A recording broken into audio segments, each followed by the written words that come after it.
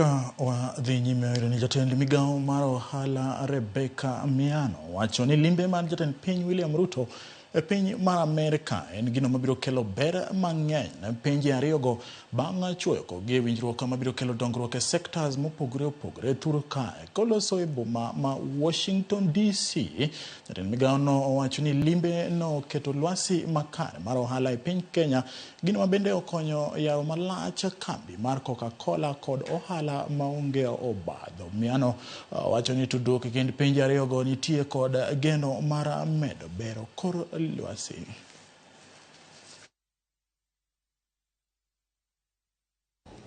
As you know, Coca-Cola is one of the biggest companies, a trading partner, and if you look at what it has done in East Africa, it has 11 authorized bottlers, 21 plants, and in total employing about 10,000 people, which 6,000 are already in Kenya.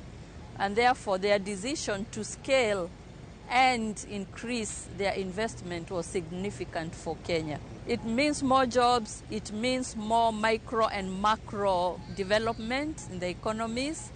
It means a double effect and a trickle-down effect to the economies. It means supporting MSMEs because you'll have the whole supply chain, you'll have distributors. So you can imagine what that means. It's critical not only for Kenya but for East Africa.